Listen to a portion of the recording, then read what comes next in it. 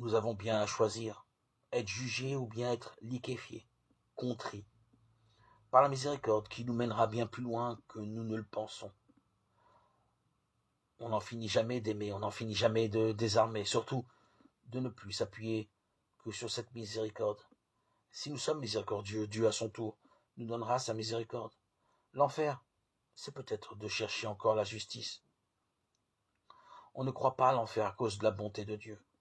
Pourtant, si l'enfer n'existe pas, cela veut dire que Dieu ne nous prend pas au sérieux, qu'il ne nous laisse pas cette possibilité de faire un choix. Un prix Nobel évoquait récemment cette angoisse en disant « Voici ma vieille angoisse, là, au creux de mon corps, comme une mauvaise blessure que chaque mouvement irrite. Je connais son nom. C'est la peur de la solitude éternelle. Et j'ai la crainte qu'il n'y ait pas de réponse. » L'enfer, en effet, ne serait-ce pas la solitude?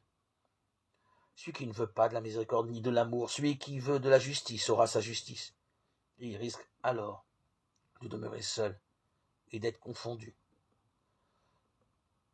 Nous commençons à choisir la miséricorde tout de suite, dès maintenant en face de nous-mêmes et en face des autres, avant de le faire en face de Dieu. L'arbre tombe du côté où il penche. Dieu nous respectera si nous voulons être seuls. Il nous laissera seuls.